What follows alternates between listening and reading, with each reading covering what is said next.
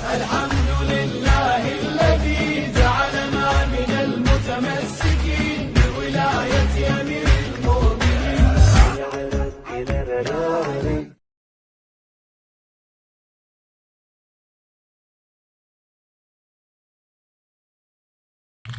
اعوذ باللہ من شر الشیطان اللعین الرجیم بسم اللہ الرحمن الرحیم الحمد للہ رب العالمین الصلاۃ والسلام علی رسولہ الکریم واہل بیتہ الطیبین الطاہرین واصحابہ المنتجبین اما بعد۔ عید غدیر خم کے سلسلے میں یہ بات کہنا بہت زیادہ ضروری ہے کہ جس طرح سے نبی کا انتخاب امت کے توسط سے نہیں ہو سکتا ہے اور امت مل کر کسی کو نبی نہیں بنا سکتی ہے، اسی طرح سے رسول کا انتخاب بھی امت کے ذریعے سے نہیں ہو سکتا ہے کہ جمہور مسلمین مل کر یا عوام مل کر کسی کو رسول بنائے۔ یہ ممکن نہیں ہے کہ رسول اور نبی کا انتخاب جس طرح سے عوام کے ہاتھ میں نہیں ہے، اسی طرح سے امام کا انتخاب اور ولی کا انتخاب بھی امت کے ہاتھ میں نہیں ہے، اور امت خود سے کسی کو امام نہیں بنا سکتی ہے، کسی کو ولی نہیں بنا سکتی ہے۔ یہ انتخاب اللہ سبحانہ و تعالیٰ ہی کے ذریعے سے ہونا ضروری ہے، کیونکہ جو نظام اللہ سبحانہ و تعالیٰ نے بھیجا ہے، جس کے ذریعے سے بھیجا ہے اور جس کے ذریعے سے پہنچایا ہے اور جس کے ذریعے سے عمل کروایا ہے، یہ سب کے سب اللہ سبحانہ و تعالیٰ کی حکمت کا نتیجہ ہے، اور اس کے اوپر ضروری ہے کہ وہ ہدایت کے انتظام اللہ سبحانہ و تعالیٰ ہی کر سکتا ہے۔ لہٰذا آپ دیکھیں کہ نبی کا انتخاب امت کے ہاتھ میں نہیں ہے۔ اسی طرح سے غدیر میں جو انتخاب عمل میں آیا، یہ بھی در حقیقت اللہ سبحانہ و تعالیٰ ہی کے ذریعے سے ہوا ہے، اور اللہ ہی نے امیر المومنین کا انتخاب کیا۔ یہ ہمارا جو عقیدہ ہے پیروان ولایت کا اور امیر المومنین کے ماننے والوں کا، اور خاص طور پہ تشیع جس واقعے کے اوپر در حقیقت شیعوں کا سب سے بڑا جو استدلال ہے، وہ یوم غدیر خم میں امیر المومنین کا نبی کریم صلی اللہ علیہ وآلہ وسلم کے وسیلے سے جو انتخاب عمل میں آیا، یہ در حقیقت شیعوں کا سب سے اہم استدلال ہے۔ لہٰذا یہ شیعوں کے لیے یہ عید بہت زیادہ اہمیت کی حامل ہے، اور واقع غدیر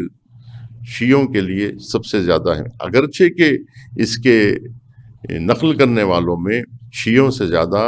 اہل سنت آگے رہے ہیں، اور اہل سنت نے ہر دور میں، ہر صدی میں، آپ کو کوئی صدی ایسی نہیں ملے گی کہ جس صدی میں علماء اہل سنت نے واقع غدیر کو نقل نہ کیا ہو۔ چنانچہ پہلی صدی ہجری سے لے کر آخر تک آپ دیکھیں کہ ابھی تک مسلمانوں کی کتابوں میں اس واقعے کے اعلان اور اس واقعے کے متعلق آپ کو تفصیل سے یہ ذکر ملے گا، اور وہ صحابہ کا نام بھی ملے گا، اور وہ تابعین کا بھی نام ملے گا، اور وہ تبع تابعین کا بھی نام ملے گا کہ جنہوں نے اس واقعے کو ہر صدی میں نقل کیا ہے، اور تواتر کے ساتھ جو واقعہ نقل ہوا ہے وہ غدیر خم کا واقعہ ہے۔ اور یہی وجہ ہے کہ آج مسلمان امیر المومنین کو مولا کائنات کہتے ہیں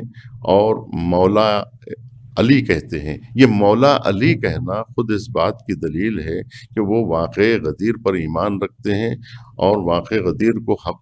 اللہ سبحانہ و تعالیٰ کے جانب سے مانتے ہیں۔ چنانچہ ایسا نہیں ہے کہ واقع غدیر پیغمبر اکرم کے توسط سے اچانک جو ہے پیش آیا ہو حجۃ الوداع کے موقع پر، بلکہ پیغمبر اکرم نے ہر موقع پر یہ اعلان فرمایا ہے۔ اگر آپ یہ پوچھیں کہ امیر المومنین کب سے ولی ہیں اور کب سے امام ہیں، تو میں یہی کہوں گا کہ علی اس وقت سے رسول ولی ہیں جب سے محمد مصطفیٰ رسول ہیں۔ جس وقت سے محمد اللہ کے رسول ہیں، اس وقت سے علی اللہ کے ولی ہیں۔ چنانچہ امیر المومنین نے نہج البلاغہ میں اس بات کو پیش کیا ہے کہ پیغمبر اکرم پر جب پہلی وحی نازل ہوئی ہے، اس وقت جب پہلی وحی نازل ہوئی، اس وحی کے نزول کی کیفیت کو امیر المومنین نے بیان فرمایا ہے کہ ارا نور الوحی والرسالہ، میں نور وحی اور رسالت کا مشاہدہ کر رہا تھا۔ جس وقت نبی کریم پر غار حرا میں پہلی وحی نازل ہوئی، اس کا مشاہدہ کرتے ہوئے امیر المومنین نے ارشاد فرمایا کہ جس وقت نبی کریم مبعوث برسالت ہوئے، میں اس موقع پر اس اعلان کے وقت میں موجود تھا جب پہلی وحی نازل ہوئی، اور میں نے اسی وقت ایک چیخ سنی، سمعت رنت الشیطان حین نزل الوحی علیہ صلی اللہ علیہ وآلہ وسلم، میں نے ایک چیخ سنی شیطان کی۔ اس پر میں نے حضور سے کہا کہ یا رسول اللہ، یہ میں کیسی آواز سن رہا ہوں؟ تب حضور نے فرمایا کہ یا علی ترا ما ارا تسمع ما اسمع، کہ اے علی تم تو وہ دیکھ رہے ہو جو میں دیکھ رہا ہوں، اور تم وہ سن رہے ہو جو میں سن رہا ہوں، لیکن تم نبی نہیں ہو۔ یہ اس بات کا اعلان تھا کہ جبرائیل کا نزول بعنوان نبی مجھ پر ہوا ہے، آپ پر نہیں۔ کہا کہ لست بنبی، آپ نبی نہیں ہیں اور آپ رسول نہیں ہیں، بلکہ آپ میرے جانشین ہیں۔ یہ جانشینی کا اعلان غار حرا میں نبی کریم کے وسیلے سے امیر المومنین فرماتے ہیں کہ اس وقت ہوا ہے کہ جب میں نے نبی کریم سے اس بات کا ذکر کیا، تب امیر المومنین نے کہا کہ اے علی تم تو وہ دیکھ رہے ہو جو میں دیکھ رہا ہوں، اور تم وہ سن رہے ہو جو میں سن رہا ہوں، لیکن تم نبی نہیں ہو بلکہ میرے وصی ہو، میرے جانشین ہو۔ یہی وجہ ہے کہ پیغمبر اکرم صلی اللہ علیہ وآلہ وسلم کی زندگی میں امیر المومنین کو بعنوان وصی یاد کیا جاتا تھا اور آپ کو وصی کے نام سے پکارا جاتا تھا۔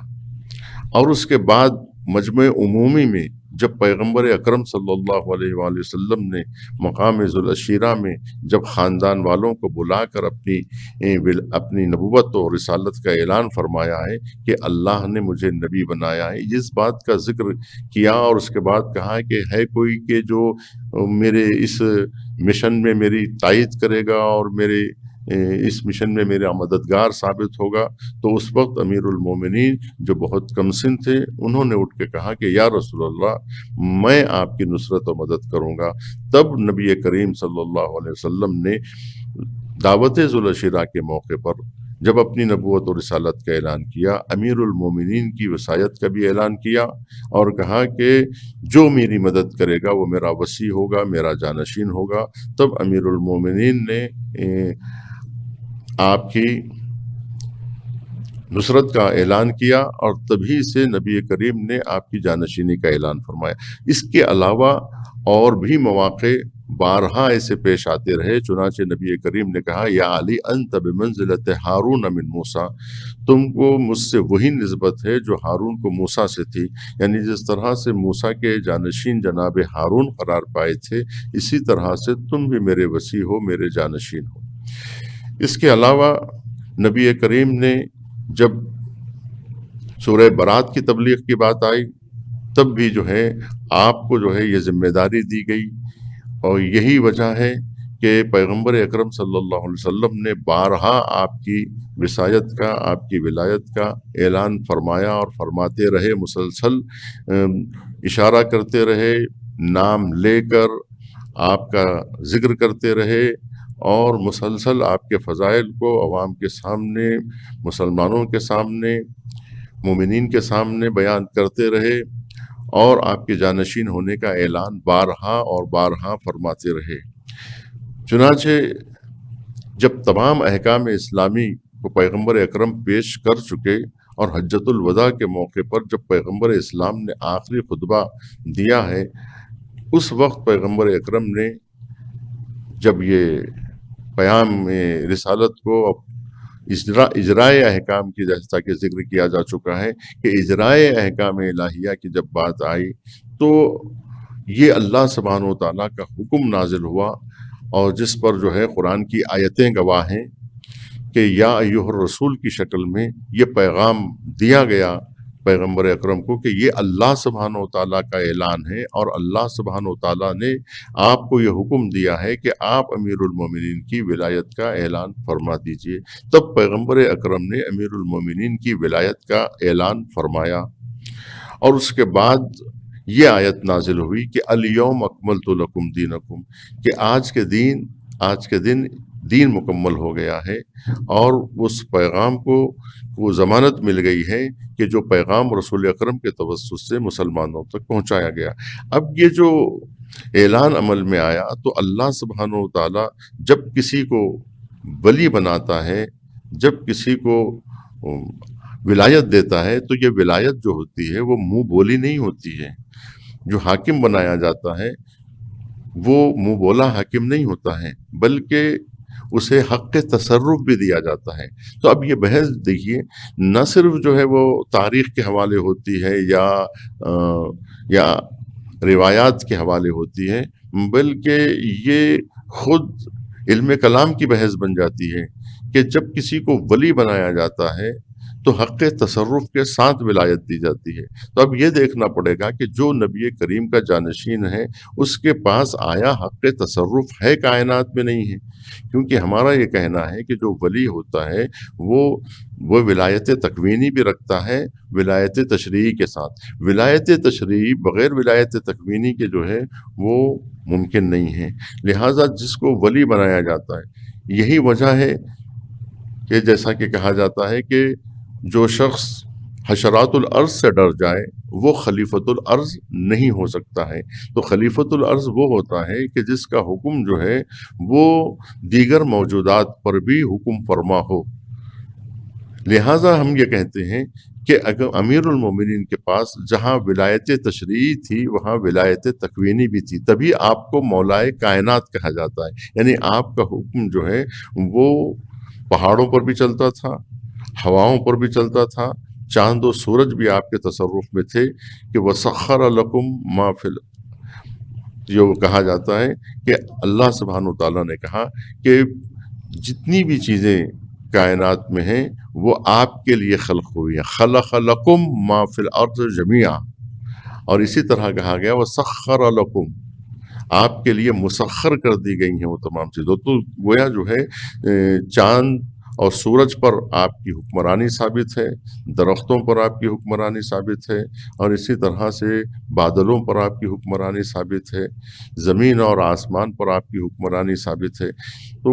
ولایت جس کے پاس ہوتی ہے اس کے پاس حق تصرف بھی ہوتا ہے۔ تو اب یہ دیکھا جائے کہ بعد پیغمبر کس کے پاس حق تصرف تھا کائنات میں اور کس کے پاس نہیں تھا۔ اگر حق تصرف کسی کے پاس ثابت ہو جائے تو اس کا مطلب یہ ہے کہ وہ اللہ سبحانہ وتعالیٰ کی جانب سے مقرر کیا ہوا ہے، کیونکہ اللہ سبحانہ وتعالیٰ اگر کسی کو سرپرست بناتا ہے تو پھر اسے حق تصرف کے ساتھ بناتا ہے۔ منہ بولا جو ہے ولی نہیں بناتا ہے کہ اگر کسی کو ولایت دے دی جائے یا خلافت دے دی جائے، کیونکہ جس کے پاس حق تصرف نہیں ہے وہ کسی کو حق تصرف دے نہیں سکتا۔ ہم یہ کہتے ہیں کہ عوام مل کر یا امت مل کر کسی کو جو ہے وہ خلیفہ نہیں بنا سکتی ہے، کسی کو امام نہیں بنا سکتی ہے، کسی کو حاکم نہیں بنا سکتی ہے۔ اگر کسی کو حاکم بنائے تو حق تصرف نہیں دے سکتی ہے، کیونکہ ان کے پاس حق تصرف نہیں ہے۔ حق تصرف سوائے اللہ سبحانہ وتعالیٰ کے اور کسی کے پاس نہیں ہے۔ اب اللہ سبحانہ وتعالیٰ ہی منتخب کر سکتا ہے۔ یہی وجہ ہے کہ ہمارا سارا استدلال یہی ہے کہ اللہ سبحانہ وتعالیٰ نے یہ انتخاب عمل میں لایا۔ یہ نبی کریم نے اپنی جانب سے کوئی اعلان نہیں کیا، جب تک کہ حکم خدا نہیں آ گیا آپ نے اعلان نہیں فرمایا، اور جب حکم خدا آ گیا تب جو ہے امیر المومنین کا شخصاً تعارف اس طرح سے کرایا کہ من کنت مولاہ فہذا علی مولا، یعنی جس کا پہلے نبی کریم نے امت سے اس بات کی گواہی لی کہ کیا میں تمہارے نفوس پر اولا بالتصرف نہیں ہوں، یعنی تمہارے نفس سے زیادہ حق تصرف نہیں رکھتا ہوں، کیا مجھے تم پر ولایت حاصل نہیں ہے، کیا میں تمہارا حاکم نہیں ہوں؟ تو سب نے کہا بلا یا رسول اللہ۔ اب انہیں یہ نہیں معلوم تھا کہ اس بلا کہنے کے بعد وہ کس بلا میں مبتلا ہونے والے ہیں، یعنی کس امتحان میں مبتلا ہونے والے ہیں، اور وہ امتحان تھا کہ امت کو بعد رسول امیر المومنین کی ولایت کا قبول کرنا۔ اگر ولایت سے امیر المومنین کو نہ قبول کیا جائے تو پھر یہ ہے کہ پھر یہ احکام کا اجرا کس کی مرضی سے ہوگا، اور کون جو ہے حاکم ہوگا کہ جو اجرائے احکام الہی کر سکے۔ بیت المال کس کے ہاتھ میں آئے گا، قضاوت کس کے ہاتھ میں آئے گی، امامت کس کے ہاتھ میں آئے گی، جہاد کا حکم کون دے گا، یہ تمام وہ مسائل تھے کہ جس کے لیے انتخاب اللہ سبحانہ و تعالیٰ، اس لیے کہ نظام الہی ہے، قانون الہی ہے، اور مقنن جو قانون ہے وہ اللہ سبحانہ و تعالیٰ کی ذات ہے۔ جب مقنن قانون اللہ سبحانہ و تعالیٰ ہے، نظام الہی ہے، تو لہٰذا اس نظام الہی کا پہنچانا جس طرح سے جو ہے اللہ سبحانہ و تعالیٰ کے انتخاب کا مرہون منت ہے، جس طرح سے رسول کا انتخاب اللہ سبحانہ و تعالیٰ کی ذمہ داری ہے، اسی طرح سے امامت کی ذمہ داری بھی اللہ سبحانہ و تعالیٰ کے ہاتھ میں ہے کہ وہ جس کو امام بنانا چاہے وہ انتخاب اللہ سبحانہ و تعالیٰ کرتا ہے۔ چنانچہ غدیر میں جو انتخاب عمل میں آیا وہ اللہ سبحانہ و تعالیٰ کے اس حکم کے تحت آیا کہ یا ایھا الرسول بلغ ما انزل الیک من ربک، وہ پیغام جو آپ تک پہنچایا جا چکا ہے اور جس پیغام کو آپ اشاروں کنایوں میں بارہا اور بارہا پہنچا چکے ہیں، اب اس کا موقع آ گیا ہے، چونکہ اب وہ احکام مکمل طور پہ پہنچا دیے گئے ہیں، اب اس احکام کی حفاظت کی ذمہ داری بھی اللہ سبحانہ و تعالیٰ کے ہاتھ میں ہے کہ ہم نے اگر اس حکم کو نازل کیا ہے، ان نحن نزلنا الذکر وَإِنَّا لَهُ لَحَافِظُونَ، کہ ہم نے اس ذکر کو نازل کیا، ہم نے اس قانون کو نازل کیا، ہم نے اس شریعت کو نازل کیا، تو اب اس شریعت کی حفاظت اور اس کا اجرا بھی ہمارے ذریعے سے ہوگا، اور ہم ہی اس کے محافظ ہیں اور ہم اس کی حفاظت کریں گے۔ تو حفاظت قانون جو ہے مجری قانون کی عصمت کے ذریعے سے ہو سکتا ہے، لہٰذا یہاں یہ بھی ثابت ہوتا ہے کہ اللہ جس کو جو ہے حافظ بناتا ہے، محافظ بناتا ہے، جس کو ولی بناتا ہے، جس کو امام بناتا ہے، اسے عصمت کے ساتھ بھیجتا ہے تاکہ وہ اس کی اپنی مرضی اس کی مرضی نہ ہو، بلکہ اس کی مرضی اللہ سبحانہ و تعالیٰ کی رضا ہو۔ اب وہ شخصیتیں کون ہیں جو وما تشاؤون الا ان یشاء اللہ کی مصداق ہیں؟ تو وہ اہل بیت علیہم السلام ہیں، اور وہ نبی کریم کے وہ جگر پارے ہیں کہ جس کا ذکر نبی کریم صلی اللہ علیہ وسلم بارہا کرتے رہے۔ آج ضرورت اس بات کی ہے کہ ہم اس واقعے کا جائزہ لیں اور اس پر ایمان لائیں، اور ایمان لا کر یہ دین کا معاملہ ہے، یہ کوئی سیاسی مسئلہ نہیں ہے کہ عوام مل کر جو ہے کسی کو جو ہے خلیفہ منتخب کر لے، کیونکہ معاملہ جو ہے سیاست کا نہیں ہے، معاملہ در حقیقت دین کا ہے، کیونکہ اجرائے احکام الہی کے لیے معصوم ہونا شرط ہے۔ اگر وہ اپنی خواہشات سے احکام الہی کا اجرا کرے تو ایسی صورت میں وہ احکام الہی کا اجرا مرضی پروردگار کے مطابق نہیں ہوگا۔ مرضی پروردگار کے مطابق وہی کر سکتا ہے کہ جو رضائے الہی رکھتا ہو اور جس کے پاس جس کو اللہ نے منتخب کیا ہو، وہی یہ کام کر سکتا ہے۔ اب مسئلہ جو ہے واقعے تاریخی پر ہے کہ تاریخی واقعے کی کون کون گواہ ہیں، تو جیسا کہ کہا جا چکا ہے کہ 1,00,000 سے زیادہ مسلمان اس بات کے گواہ ہیں کہ جنہوں نے اپنی آنکھوں سے اپنے کانوں سے پیغمبر اکرم کو یہ کہتے ہوئے سنا کہ من کنت مولا، اور پھر اپنی آنکھوں سے دیکھا امیر المومنین کو کہ ہاتھ اٹھا کر پیغمبر اکرم نے کہا کہ یہ میرا جانشین ہے، یہ تمہارا حاکم ہے میرے بعد، لہٰذا تمہیں اس کی پیروی کرنی چاہیے۔ یہ ساری باتیں جو ہے قرآن مجید میں بھی آ چکی ہیں کہ اطیعوا اللہ و اطیعوا الرسول واولو الامر منکم، کہ اللہ کی اطاعت کرو، رسول کی اطاعت کرو، اور صاحبان امر کی اطاعت کرو۔ یا پھر یہ کہ جو ولایت کی آیت ہے، آیہ ولایت ہے، جس میں ذکر کیا جا رہا ہے کہ انما ولیکم اللہ ورسولہ، کہ تمہارا ولی صرف اور صرف اللہ ہے اور اس کا رسول ہے، اور وہ معصومین ہیں کہ جنہوں نے جو ہے حالت رکوع میں زکوٰۃ دی ہے، یعنی امیر المومنین اور پھر ان کے بعد ان کے جانشین۔ یہ وہ ہیں کہ جن کی ولایت یک طرفہ ہے، یعنی اللہ ولی ہے، رسول ولی ہے، اور یہاں امیر المومنین کی ولایت کا بھی ذکر ہوا۔ یہ یک طرفہ ولایت ہے، اس کا مطلب یہ ہے کہ مومنین کو جو ولایت حاصل ہے وہ دو طرفہ ہے، یعنی جو مسلمان دیگر مسلمانوں پر ولی رکھتے ہیں وہ دیگر مسلمان بھی ان کے اوپر ولایت رکھتے ہیں، یعنی ایک دوسرے کے ولی ہیں۔ مومنین اولیاء بعضهم علی بعض، بعض مومنین بعض مومنین کے ولی ہیں، یعنی دو طرفہ ولایت ہے کہ وہ جن کے ولی ہیں وہ بھی ان کے ولی ہیں۔ لیکن یہ جو ولایت کا ذکر ہوا ہے، انحصاری ولایت کا جو ذکر ہوا ہے اس آئے ولایت میں، وہ یک طرفہ ولایت کا ذکر ہوا ہے کہ اللہ ولی ہے لیکن اللہ کے ہم ولی نہیں ہے، نعوذ باللہ۔ اسی طرح رسول ولی ہے لیکن رسول کا کوئی جو ہے وہ ولی نہیں ہے۔ اسی طرح سے امیر المومنین کا ذکر بھی اسی تسلسل کے ساتھ کیا گیا کہ انما ولیکم اللہ ورسولہ والذین آمنوا الذین یقیمون الصلاة ویؤتون الزکاة وہم راکعون۔ یہ آیہ کریمہ جو تین ولایتوں کا ذکر کر رہی ہے، ایک تو اللہ کی ولایت، دوسرے رسول کی ولایت، تیسرے ائمہ اہل البیت علیہم السلام کی ولایت، اس کا ذکر جو ہے قرآن مجید میں ہو چکا ہے۔ یہی وجہ ہے کہ اس آیہ کریمہ میں کہا جا رہا ہے کہ وہ حکم جو آپ تک پہنچایا جا چکا ہے، بلغ ما انزل الیک من ربک، جو آپ کے رب کی طرف سے پہلے ہی سے جو حکم نازل ہو چکا ہے، اس کے ابلاغ کا یہ وقت ہے کہ اب مجمع عام میں اس بات کا اظہار فرما دیجئے اور شخص امیر المومنین کا ہاتھ اٹھا کر یہ کہیے کہ جس کا میں مولا ہوں۔ اب سوال یہ پیدا ہوتا ہے کہ جو لوگ رسول اللہ کو کن معنوں میں جو ہے مولا سمجھتے تھے، اور کیا وہ لوگ رسول کو اپنی ذات پر اولا بالتصرف مانتے تھے یا نہیں مانتے تھے؟ اب اگر جو ہے امیر المومنین کی ولایت کا انکار در حقیقت رسول اللہ کی ولایت کا انکار ہوگا، کہ انہوں نے فرمایا کہ من کن تم، جس کا میں مولا ہوں اس کے علی مولا ہے، اور جو لوگ مجھے مولا مانتے ہیں انہیں علی کو مولا ماننا ہوگا، اور جو لوگ مجھے مولا نہیں سمجھتے ہیں، اس کا مطلب جو علی کو مولا نہیں مانیں گے وہ گویا مجھے جو ہے وہ مولا نہیں مانتے ہیں۔ لہٰذا یہاں ولایت کا انکار در حقیقت کفر ہوگا، کیونکہ رسول اللہ کا انکار عمل میں آئے گا کہ جو امیر المومنین کا انکار کرے گا وہ در حقیقت رسول اللہ کی ولایت کا انکار کر رہا ہے اور رسول اللہ کو اپنا سرپرست ماننے سے انکار کر رہا ہے، نعوذ باللہ۔ تو لہٰذا یہ گرہ ہے، اور غدیر کا دن اس لیے اہمیت اور اطمینان کا باعث ہے کہ رسول اللہ نے امت کو ایسے ہی نہیں چھوڑا اپنے حال پر، بلکہ انہیں امیر المومنین کے سپرد فرمایا، اور اس بات کی گواہی تمام صحابہ نے دی اور تواتر کے ساتھ یہ واقعہ نقل کیا گیا۔ اب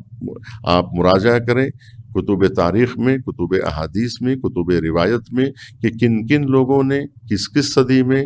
ان کے نام لکھے ہوئے ہیں، کتابوں کے نام درج ہے کہ جنہوں نے جو ہے اس واقعے کو نقل فرمایا ہے۔ والسلام علیکم ورحمۃ اللہ وبرکاتہ، وآخر دعوانا الحمد للہ رب العالمین۔